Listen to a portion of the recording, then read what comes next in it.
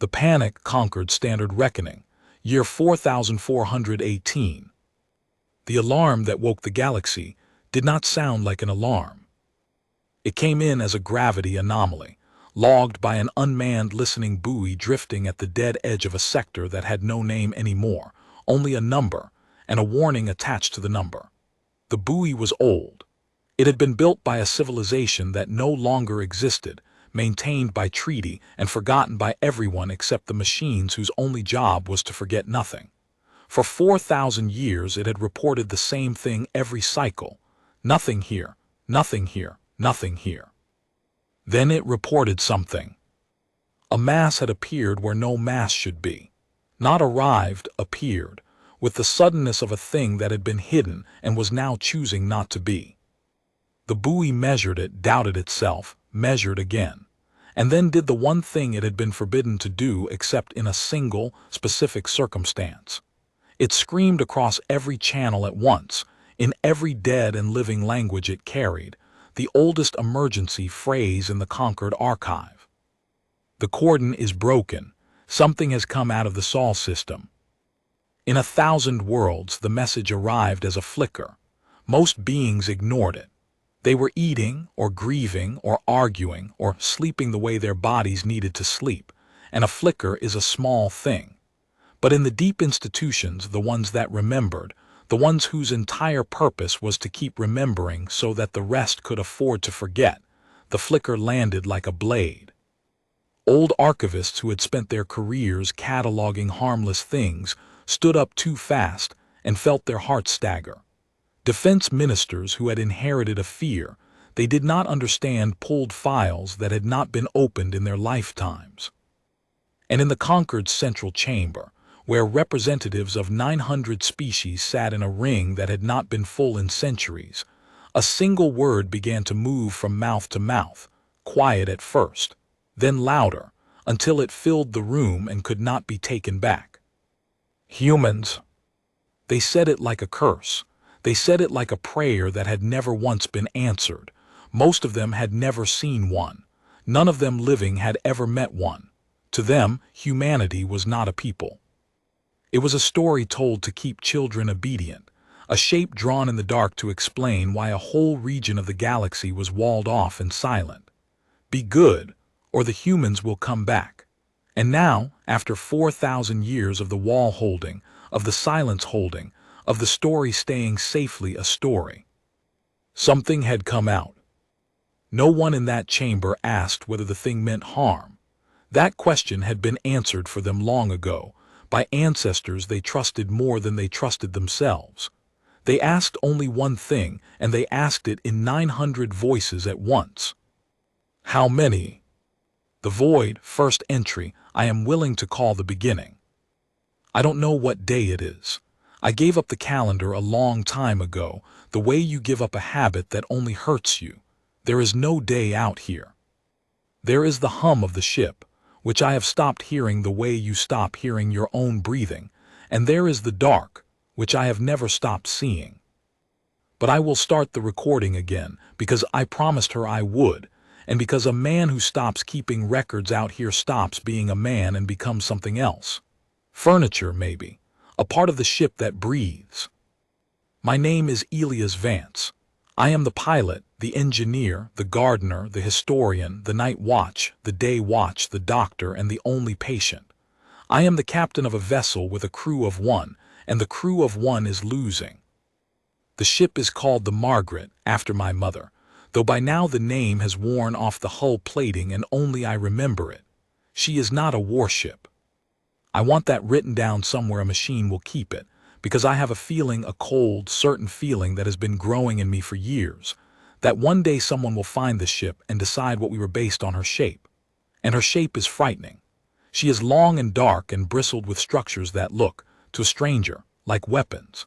They are not weapons. They are radiators and antennae, and the great unfolded sail we used to ride starlight before the stars out here got too far apart to ride. We did not build her to fight, we built her to leave. That is the part no one will believe. So let me say it plainly here at the beginning, before I tell you anything else. We never wanted to come this way. The void was the only door left unlocked. The panic, year 4418, 11 days later. They sent the warden because the warden was expendable, and because she was the only one who had read the files. Her name was Mara Holt, and she carried it the way her species carried all names as a borrowed thing, returned to the world at death. She was not young. She had spent her long life in the part of the conquered no one wanted, the office of quarantine, whose entire mandate was to watch a wall that everyone else had decided to forget. It was a posting for the unambitious and the disgraced. Mara had never been either. She had simply been curious about the one thing she was told never to be curious about, and the conquered had a name for beings like that. It called them wardens, and it sent them to the edge, where their curiosity could not infect anyone important. She had read the files, all of them. The ones the central chamber pulled in a panic 11 days ago, she had read decades ago alone in a room that smelled of dust and cooling metal. She knew things the ministers did not. She knew, for instance, that the cordon had not been built to keep humanity in. It had been built to keep the galaxy from finding out what the conquered had done. Her ship was small and fast and unarmed, which was a deliberate choice and not hers. The chamber wanted an observer, not a soldier. A soldier might provoke. An observer would simply approach the thing that had come out of the void, record what it was, and if the recordings were bad enough, die transmitting, so that the fleet waiting behind her would know exactly what they were facing before it reached anyone who mattered. She understood her role. She was a sensor with a heartbeat. She was the canary and the galaxy was the mine. As her ship crossed the last marker and the dead sector opened in front of her, Mara did something the chamber would have considered unforgivable. She turned off the threat assessment overlay. She wanted to see the thing with her own eyes first, before the machines told her how to be afraid of it. And there it was. It hung in the dark exactly where the buoy had said, and it was enormous, longer than any vessel the conquered still built, a black spine of a ship bristling with shapes that her every instinct read as guns. It did not move. It did not signal. It simply existed, vast and silent and wrong, a piece of the forbidden region that had detached itself and drifted out to find them. Mara's hands shook. She let them. Then she did her job. She began to record. The first thing the instruments told her, once she let them speak, was a number. She had braced for it. The chamber had braced for it. The entire galaxy, in its quiet, flickering way, had braced for the number that would tell it how large the returning human force was. The number was 1. One heat signature, one heartbeat, slow and irregular. One living thing on a ship built for thousands. Mara stared at it for a long time.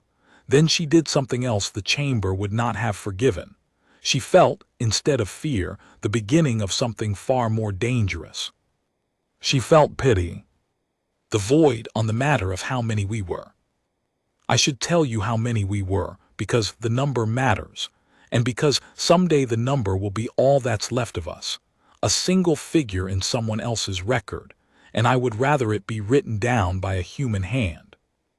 We were 11,412. That was the count when the Margaret sealed her doors and left the Sol system, in the year I still think of as the year we ran out of choices.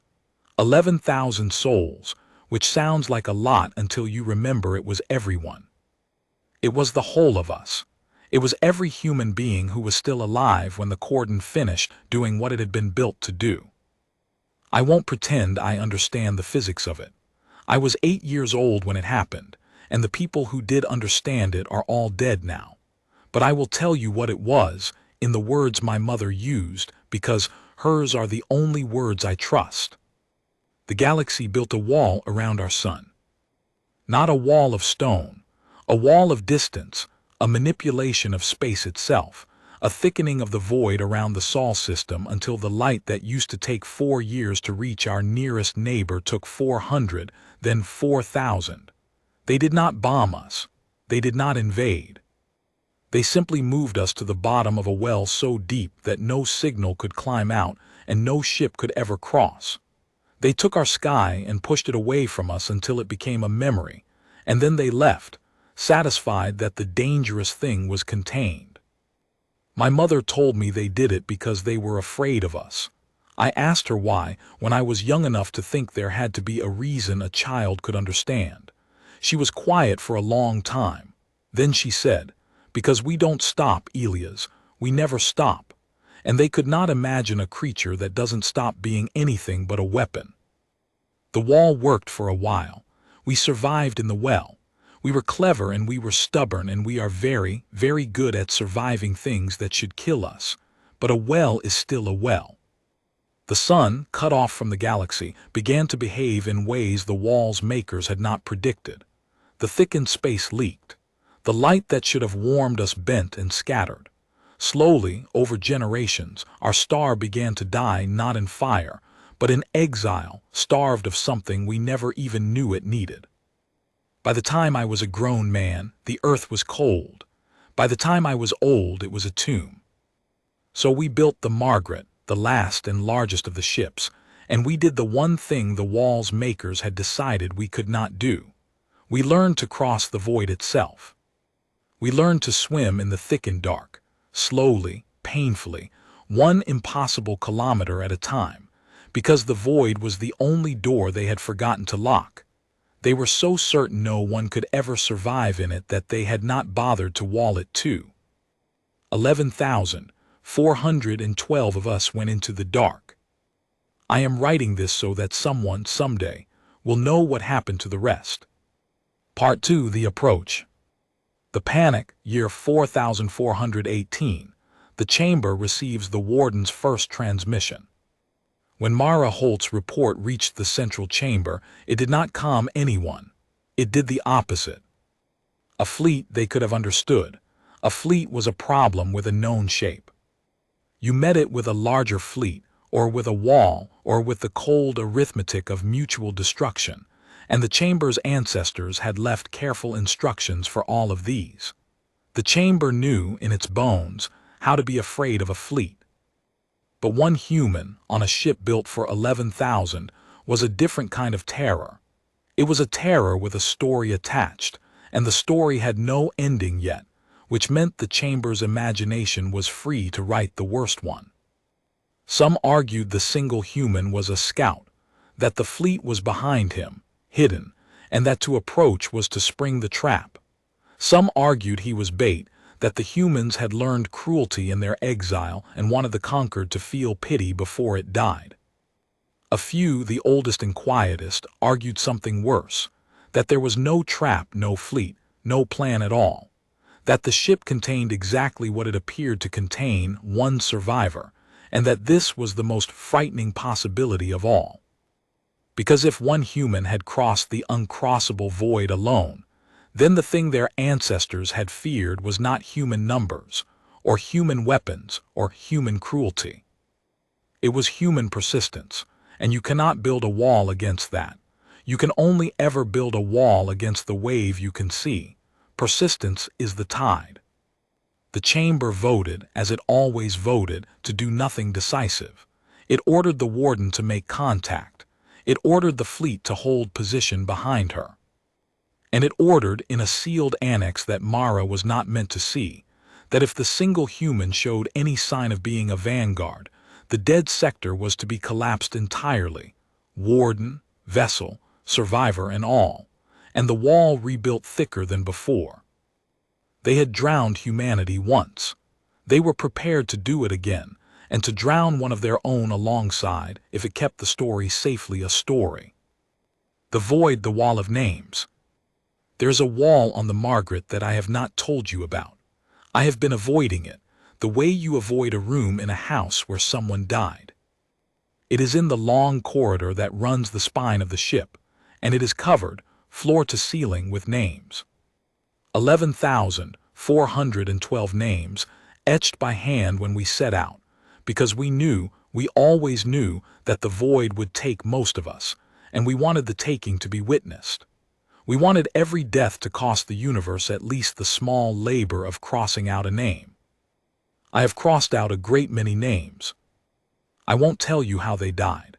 Some of it I cannot bear to write, and some of it would mean nothing to you, because you have never lived in a tin can in the dark for a lifetime and watched the people you love run out of the will to keep living. The void does not kill you the way a war kills you, all at once, loud and clean.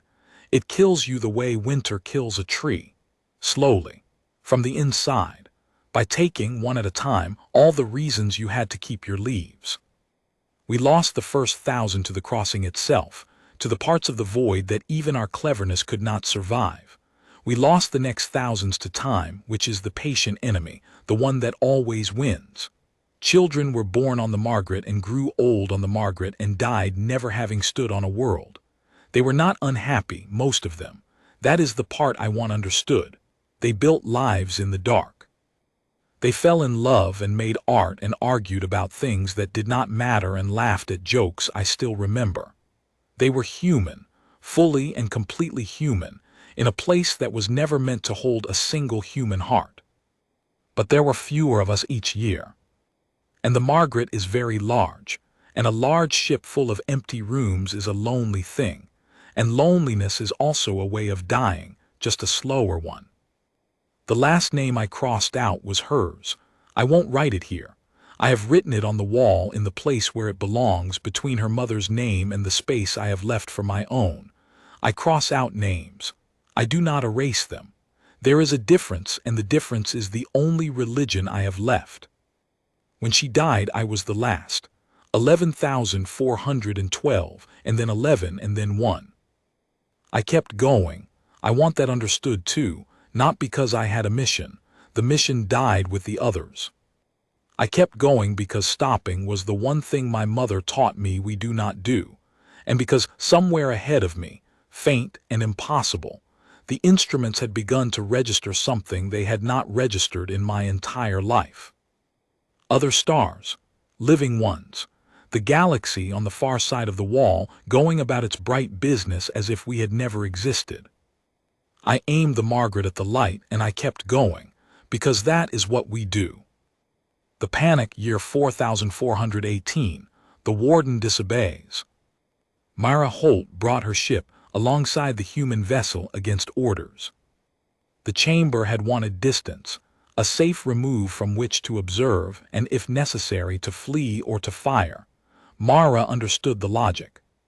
She also understood that the logic had been written by beings who had never been within 1,000 years of a human, and who were, at this moment, very far away and very safe, voting on her death in a comfortable room.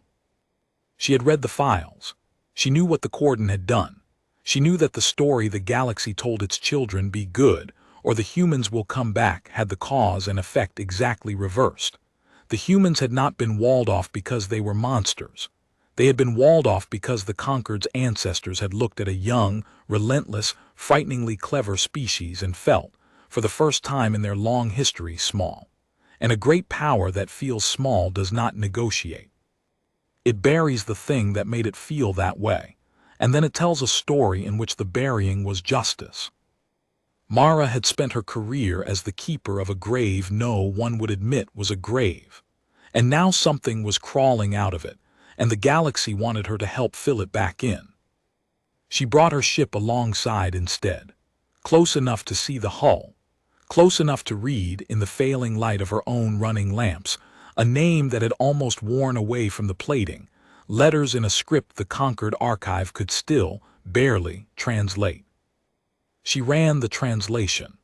The name of the great dark warship, the vessel that had thrown a galaxy into panic, the thing 900 species were preparing to drown, was a woman's name, the pilot's mother the archive guessed. A small, private, human thing, carried across an ocean of dark and worn down to a whisper by the journey. Mara Holt sat in her small ship and looked at that worn-down name for a long time. Then she opened a channel, not the wide, screaming conquered band that the chamber would hear, but a narrow, quiet one, a single voice to a single ear. She did not send a warning. She did not send a demand. She sent the oldest thing in her own people's memory, A thing from before the conquered, before the wall, before the fear. A greeting between travelers who meet in an empty place and are glad, simply, not to be alone. She sent it, and then she waited, and for the first time in her long career as the keeper of the grave, Warden Mara Holt was afraid not of what would answer. She was afraid that nothing would. The void, the signal. There is a signal. I am writing this with my hands shaking, and I am a man who has not let his hands shake in 40 years, so understand what it costs me to write that down. There is a signal. It is not human. It is coming from a small ship that has come up alongside the Margaret out of the dark, a ship the size of one of our cargo pods, and it is talking to me. My first thought, I am ashamed of it, but I promise to keep an honest record. My first thought was that I had finally lost my mind, that the loneliness had done the last thing loneliness does, and built me a companion out of static and longing. I have heard the others sometimes in the years since they died. I have heard her voice in the hum of the reactor. I know what the mind does to a man alone in the dark. So my first thought was, this is not real, Elias. Do not let it be real. You cannot survive it being real and then being false. But it is real. I checked it the way I check everything, 3 times with 3 different instruments, the way my mother taught me. It is real. There is something out there, and it is not the wall, and it is not a ghost, and it is not me. And the signal is not a weapon. I keep waiting for it to become a weapon. The galaxy walled us off because they thought we were the danger, and so I have spent my whole life assuming that when I finally reached them, they would meet me the way you meet a danger, with fire. I had made my peace with the fire. A man who has crossed the void alone is not afraid of a clean ending. But there is no fire. There is just this small, quiet, patient signal repeating itself, and when I finally let the Margaret translate it, I had to sit down on the floor of the bridge because my legs would not hold me. It is a greeting, the oldest kind. The kind one traveler gives another when they meet in an empty place. I see you. I am glad you are here. Neither of us has to be alone now. 4,000 years of silence. A lifetime of crossing out names. 11,412 of us, and then one, and the one kept going into a dark he had every reason to believe would answer him with fire. And instead the dark said hello.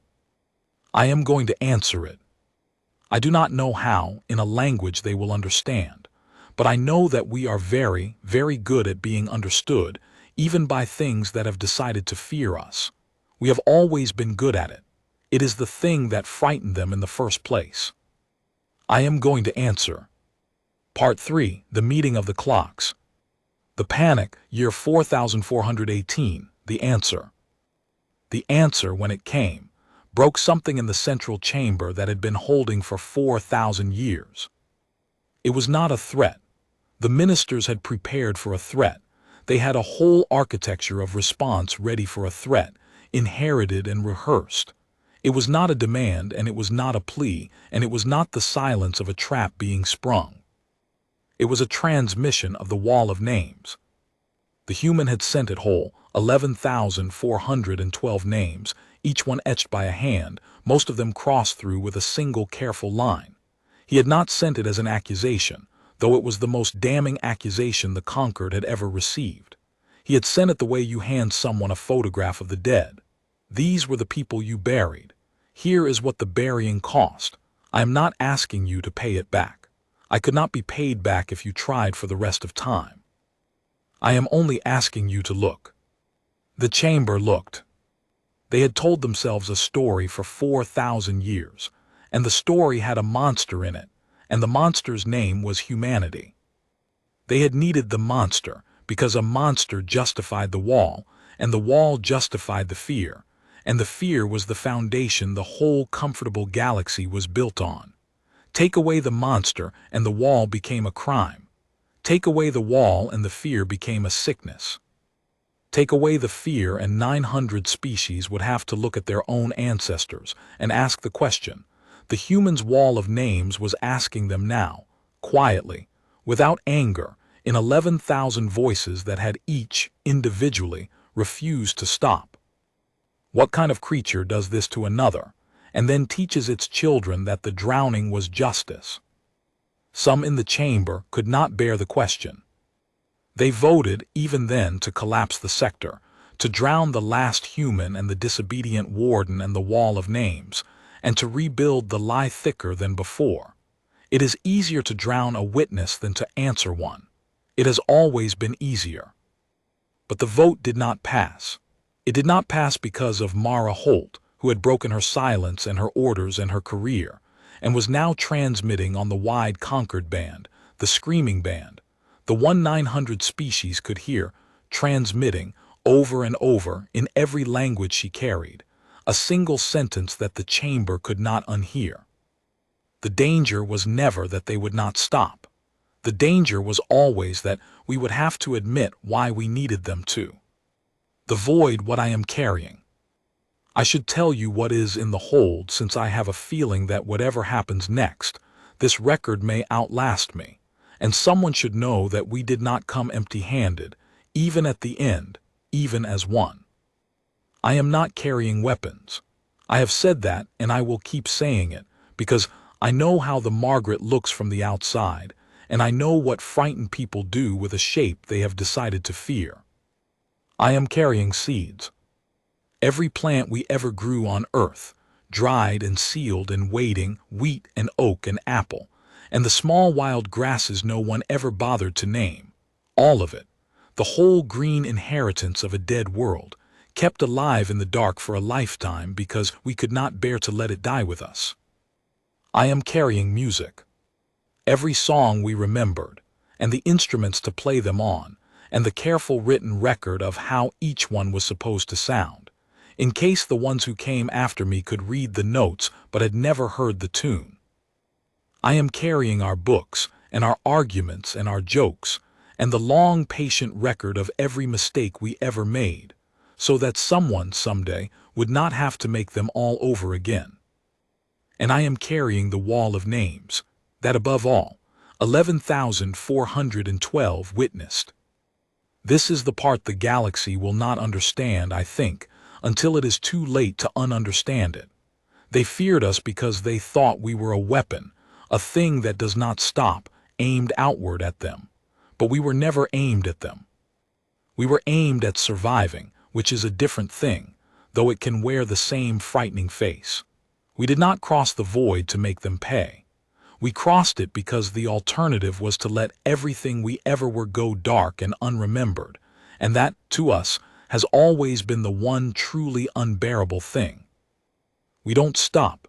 My mother was right, but she was only half right, and I have had a lifetime alone to find the other half. We don't stop, but not because we want to conquer. We don't stop because we cannot bear to be forgotten, and we cannot bear for anything we have ever loved to be forgotten either. The not stopping is not a sword. It is a kind of love so stubborn that it looks, from a distance, like an army. They built a wall against the army. They never noticed it was love. The panic and the void, the two clocks strike together. Year 4418, Concord Standard Reckoning. A day with no human number, because the man who would have counted it had stopped counting long ago. They met in the open, finally, the small warden ship and the great worn Margaret, in the dead sector that the galaxy had spent 4,000 years pretending was empty. This part can only be told from the outside, because the man inside the Margaret could no longer fully trust his own account of it, and said so, in the last clear entry he ever recorded. I do not know if what is happening is real, he wrote. I have wanted it to be real for so long that I no longer trust my wanting. So let someone else say what happened. Let it be witnessed by something other than me. So let it be witnessed. Warden Mara Holt crossed the small distance between the ships in a suit her people had not designed for this, because no one had ever designed anything for this.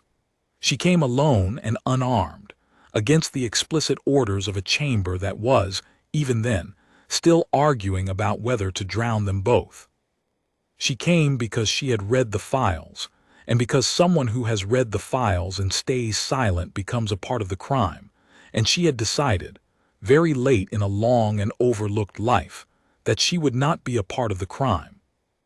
The airlock of the Margaret opened for her.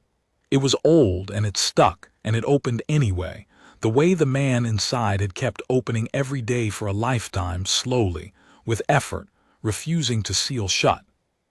She found him on the bridge. He was old. He was the only living thing on a ship built for 11,000, and the ship around him was a museum of the dead, the green seeds in their patient sleep, the silent instruments, the long corridor where 11,412 names waited to be witnessed by someone other than the hand that had crossed them out. He did not look like a monster. He looked like what he was, a man who had carried everything he loved across an impossible distance, alone, and arrived, against every reasonable expectation, at the far shore. He looked at her, the first new face he had seen in longer than her whole species kept memory. And the galaxy held its breath, 900 species and a frightened chamber, and a fleet with its weapons hot, all of them waiting to see what the relentless thing would do now that it had finally reached them. He wept. That is what he did. The last human, the survivor of the drowned world, the terror that had thrown a galaxy into panic. He looked at one tired warden who had come to him unarmed and afraid in any way, and he put his face in his hands, and he wept, because for the first time in a lifetime there was someone in the room to weep in front of. And Mara Holt, keeper of the grave, did the only human thing she had ever done in her long inhuman life. She crossed the bridge, and she put her hand on his shoulder and she let him. Part 4. After the panic, what the galaxy chose. The chamber did not collapse the sector. It came close.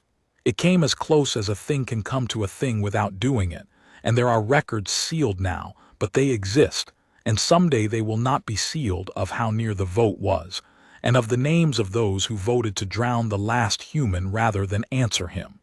History will deal with those names. History always does, eventually, though never as fast as it should. What stopped the vote was not mercy. Let us be honest about it, the way the man in the Margaret was honest in his records. Mercy is a thing the powerful grant when it costs them nothing. What stopped the vote was that Mara Holt had transmitted the wall of names on the open band, and once 900 species had seen it, the story could not go back to being a story. You cannot undrown a world in the minds of the people who have just watched the photograph of the bodies. The monster, looked at directly, turned out to be a grieving man with a hold full of seeds, and a galaxy that drowns a grieving man with a hold full of seeds is not a galaxy that gets to call itself anything but what it is. So they chose, in the end, the only thing left to choose once the lie was gone. They chose to let him land. It was not forgiveness. He had not asked for forgiveness. He had asked only to be looked at, and they had looked, and the looking changed them more than any forgiveness could have. They gave him a world, a green one, with a living sun and an open sky, the first sky the eyes of his line had seen in 4,000 years. They gave him the soil for his seeds. They could not give him back the 11,411. No one could give him that. But they could let the wheat grow, and the oak, and the small wild grasses no one ever named, on a world where a human child might someday lie in the grass and not know, for one merciful moment, what it had cost to put it there. The void last entry. This is the last thing I am going to record, and then I am going to stop, which is a thing I have never once allowed myself to do. There is a sky. I am sitting under it as I record this. It is evening, and the sun, a living sun, one that is not dying, one that no one has walled away, is going down behind hills that are green in a way I had only ever seen in the old recordings. The grass is real. I have put my hands in the soil today, and tomorrow I am going to plant the wheat, and in a season there will be a field, and the field will not know it is a miracle, and that is exactly as it should be. I am the last. I want that written down honestly here at the end. I did not win. 11,000, 411 of the people I love did not make it to this sky, and no field of wheat will ever balance that, and I will not insult them by pretending it could. I carried them across the dark, every name, and the carrying was the only victory available to me, and it was not enough, and I did it anyway. That is the whole of what we are. We do the thing that is not enough anyway, because the alternative is to let the dark have everything, and we have never once agreed to that. The warden visits. She is not like me, but she is not unlike me either, and I have learned that the distance between like me and not unlike me is the whole of where peace lies. She brought a child once, one of her own kind, small and curious and unafraid of me because no one had yet taught it to be. The child touched the bark of the young oak I planted and asked what it was, and I told it, and it did not flinch from the answer, and I understood then that the story is going to change. Not all at once, but it is going to change. Be good, or the humans will come back will become. In some far generation, the humans came back and they brought seeds. I think that is enough. I think a life can be measured by the difference between the story they told about you and the story that turns out to be true. And I have lived long enough to bend the story a few degrees toward the truth, and a few degrees is more than most lives manage. The sun is almost down now. The wall of names is on this world too. I had it cut into stone, the first stone, before I planted anything else, because a man crosses out names but he does not erase them, and that is still the only religion I have. Tomorrow I plant the wheat. We don't stop, but I have learned finally what we don't stop for, not for conquest, not for revenge, not even to be remembered in the end. We don't stop because somewhere ahead of us, always, there is a sky we have not yet stood under, and a hand we have not yet been met by, and a field of wheat that does not yet know it is a miracle. I am Elias Vance. I was the last. I crossed the void and the void said hello. End of record.